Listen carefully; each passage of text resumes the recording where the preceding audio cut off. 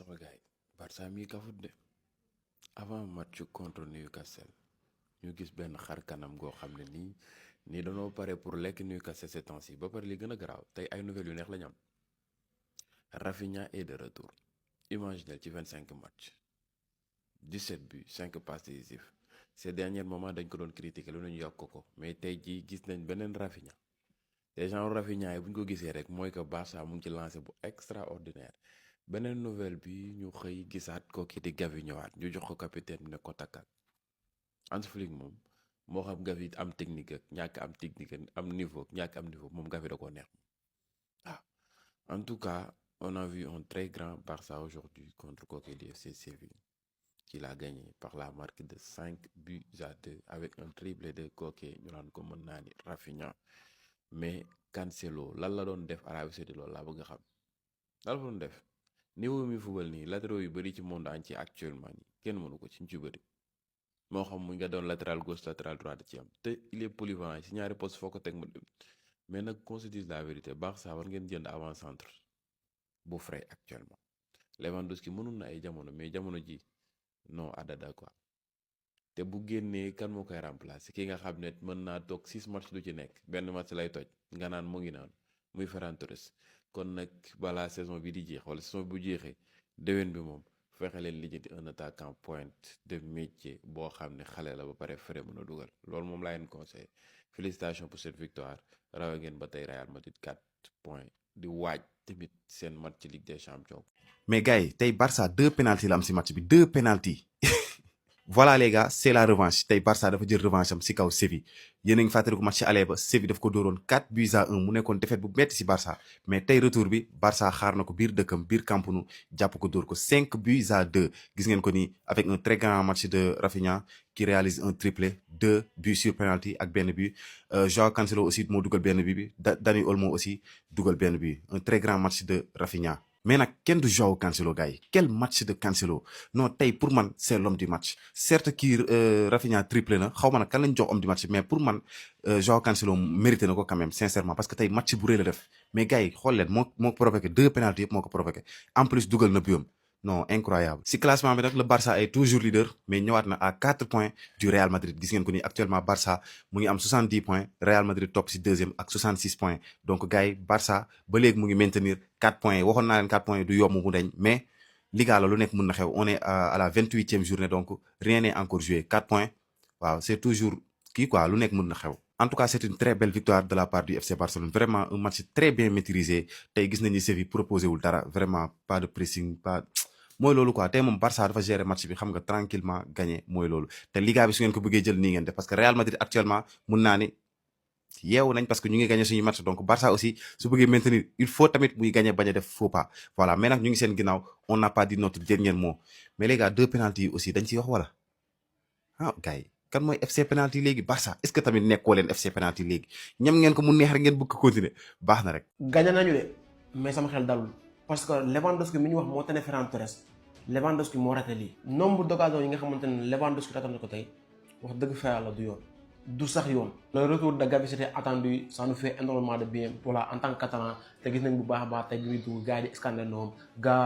Gavi ça fait plaisir. Cancelo récompensé parce que gis nañ bu baax a baax depuis quelques matchs il est au top et aujourd'hui buteur en plus de ça c'est lui qui a provoqué les 2 pénaltys yi nga xamante ne ont été transformés et marqués par Rafi Koko Jojo qui a délivré aussi une top performance moom aussi triplé aujourd'hui voilà moom aussi moment bi mu nekkee en forme c'est extrêmement important parce que wax naa ko la fois passée Rafinha seetlu naa ni match yi nii yëpp nga xamante ni Barcelone dafa nekk en difficulté Rafinha nekk woon à 100% gis nañ bu baax a baax aussi le match contre Newcastle aussi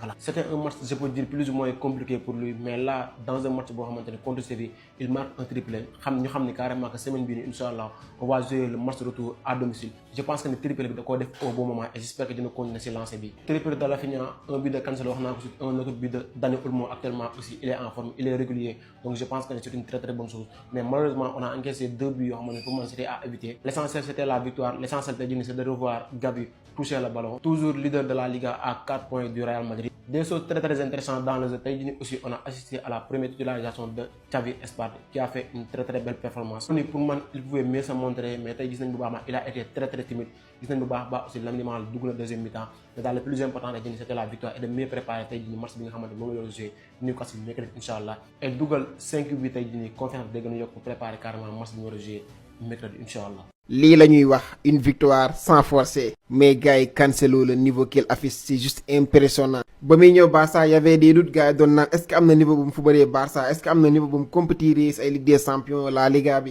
parce que Arabie Saoudite la nekkoon jóge fa ñëwaat Europe. mais niveau bi nga xamante ni gis nañ mu koy wane def ba mu ñëwaatee Barça c'est exceptionnel. mais le match qu'il a réalisé aujourd'hui contre Séville si 5 buts yu Barça yi impliqué wu na si 3 buts yëpp. parce que 2 buts yi Barça njëkk a dugal ñaari bi yëpp sur penalty la te Cancelo moo indi ñaari penalty yëpp. et le but qu'il a marqué xool leen fi Cancelo démarré ça montre clairement que Cancelo actuellement il est en confiance. xool leen fi action bi commencé gis ngeen fi mu jëlee bal bi du yóbbu. si position bi mu nekk nii xam naa ne joueurs yu bëri bu doon ñoom la ñuy def la passe parce que xool leen 3 contre 2. et là on voit clairement que ni Fermin Lopez il est démarqué et que ni moo na teg appui si Fermin Lopez. mais non defu ko il va aller tout seul bés dem jumali si camp. défenseur bi ñëw mu crochet ko défenseur bi jàll. et il frappe et marque un but magnifique. non ça se voit qu'il est en confiance. et aussi li nga xamante ni catalan yu bëri ñu ngi ko doon xaar mooy le retour de Pablo Gavi enfin Pablo Gavi defaat na retour am. tey dugg na joué na di ko ñaanal nag yàlla musal ko si blessure yi. et Rafinha bien sûr qu'on va parler de lui l'homme du match il a réalisé aujourd'hui un triplé. ça va lui faire du bien ça va lui donner encore un peu plus de confiance si match bi ñu war a ñëw contre Newcastle. triplé bi dina baax trop si moom. voilà gars une victoire sans forcer comme ni mu leen ko waxee si début vidéo bi. parce que match bi tey boo xoolee bëriwul intensité sax ñun soxlawuñ si woon intensité boobu noonu. tey les joueurs ils se sont facilité la tâche en marquant très tôt. 9 minutes lañ football Barça dugal yombal mbir yi 21e minute de jeu Rafinha doublé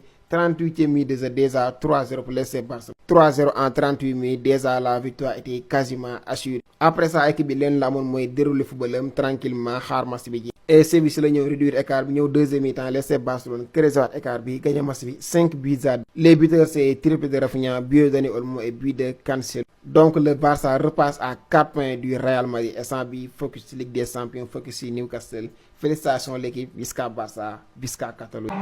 comme d'habitude ndeysaan sama baa neex dégg naa ngeen di wax dégg naa ngeen naan Barça léegi bu amul penalty du dugal yéen a ngi yàq seen der nag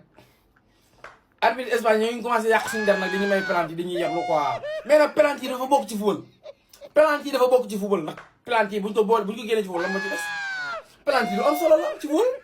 maanaam mënoo football du am penalty loolu mënut a nekk dëgg yàlla mënut a nekk penalty arbitre dañ ko war di tirer buñ ko tirer wuñ ko war di tirer maanaam des fois sax coup franc day am mu nekk si suuf si biti arbitre bi xëcc jour bi xam nga indi coup franc indi ne penalty loolu des fois dafa war a am kontaan nañ ci yéen Lamine Rafinha yàlla si jàmm yàgg le meilleur joueur du monde Lamine Rafinha le futur ballon d'or Newcastle parel alerte naa la nag dem na dégg naa sama dëkkandoo dañoo dóor 4-1 ñi nekk dof dof yéen 4-1 ngeen dóor 4-1 yéen may leen ñu tous xamoo leen ko mais nag teewul nag gannaaw suba yéen laa faral Manita, disent les Espagnols, 5 buts à 2. Mais quoi de mieux, Bosch Dolé, le retour de Gavi. Après plus de 200 jours, il y a un football compétir. Mais Cancelo, les gars, je me dis que est-ce que Naruto tek Balde si Babi? Est-ce que Naruto aussi Barça Jaay Balde? Parce que je me dis que Cancelo, il mérite que FC Barcelone, jënd ko recruter ko parce que c'est un talent énorme. li ma jaaxal nag mooy la moo tax Cancelo mënta dem benn club ba toog fa dañ koy abale fii abale fële alors que potentiel bi mu yor c'est rare nga gis latéral boo xamante ne moderne bu am qualité Cancelo am exceptionnel. Aujourd'hui le FC Barcelone bat Séville 5 buts à 2, conserve la tête de la Liga et prend aussi d'avance sur le Real Madrid, 4 points d'avance sur le Real Madrid. En tout cas la Liga est loin d'être terminée parce que ku nekk mu ngi def le tout pour être champion d'Espagne. En tout cas le FC Barcelone a les cartes en main. Le retour de Gavi va faire du bien. En attendant le match retour contre Newcastle en Champions League au Camp Nou, je me dis que ça va être un match de dingue parce que le FC Barcelone peut se qualifier et le FC Barcelone vise à se qualifier pour la finale. du ma xaar sa match bi jeex bu leen bàyyi xel ci cadre yi 5 a ngi noonu 5 buts à 1 Barça ki nga xamante ne mooy Séville ba léegi match bi jeexagul nag que wax dëgg yàlla toog di xaar match boo xam ne 5-1 la jaru ko Barça a dominé Barça a gagné voilà Séville n'a rien apporté aujourd'hui je pense que voilà. comme ni ñu ko waxee Camp Nou c'est magique en fait Camp Nou à chaque fois nga fekk fa Barça pour nga gagner ko foofu problème la tey Barça voilà ils ont pris la position à leur compte ils ont joué, ils ont été efficaces, ils ont gagné leur match. Rafinha qui marque un triplé, 2 pénaltys, voilà, et un but superbe quand même, dévié, voilà, et un but de Dani Olmo avec Cancelo qui est en train de faire un match incroyable. Cancelo en ce moment c'est juste moo créé premier penalty bi deuxième but bi aussi je pense que moo créé waat deuxième penalty bi moo dugal bi encore pour man c'est bu fekkoon Rafinha dugalul triplé bi pour man mën nañ ko jox homme du match mën nañ ko sax jox homme du match parce que presque il a créé tout en fait sur ce match lépp presque moo ko def défensivement voilà Barça reste costaud avec Kubarsi qui fait un match exceptionnel. Sévidal ils n'ont rien proposé, voilà. On peut dire qu'ils ne sont pas dangereux et Barça danaka tranquille les jouer, ils n'ont pas besoin de forcer pour gagner ce match et ça ils l'ont montré bien. Bon c'est le Pedri bu dëggee sax day taxaw tourner xool ba heure bu ko neex mu passe joueur presque noonu lay def. Il y a pas de pressing, il y a pas de contre pressing, il y a rien du tout côté sévien et Barça mérite bien sa victoire et la victoire peut être large parce que mën nañ dugal 6e but sax wala 7e but, tout est possible parce que match bi xaajagul bay jeex. gars yi nee nañ action bi du penalty gars yi nee nañ action Cancelo bi du penalty alors que Cancelo dugg na si biir surface yi dribblé na waa ji def contact si kawam def charge si kawam mais fii contact bu fi amul lan mooy contact mais penalty la est clair. fii aussi nee nañ dafa yomb parce que lan waa ji dafa tëdd mais waa ji dafa tëdd yóotu na boobu laalul bal bi mu indi loxo bi te alors que loxo bi daf ko lemoon léegi talal na loxo bi arbitre dem na VAR xool na gis na que ni penalty am na mais tiré na ko où est le mal, où est le problème.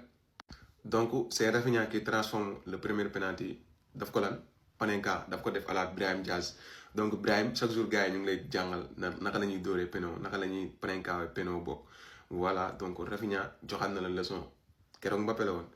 tey Rafinha la. De même que deuxième penalty bi aussi Rafinha moo ko dugal yoruma image bi nag mais Rafinha moo ko transformé. Après troisième but Marc Bernal moo def passe si Dani Olmo mais passe bi malheureusement pour Marc Bernal nekkul passe décisif car défenseur daf ko dévier Dani Olmo ñëw teg tànkam mu dugg. Mais les gars Gérard Martin encore une fois mu ngi nekk de def un match de malade mu ngi nekk de def un match de malade passe bi nga xam ne Marc Bernal moo ko passe Dani Olmo Gérard Martin moo ko passe moo ko dugal profondeur Marc Bernal def passe à terre Dani Olmo ñëw teg tànkam mu dugg mais Marc Bernal en ce moment mu ngi def benn match bu extraordinaire. Des cœurs pour Marc Bernal les gars.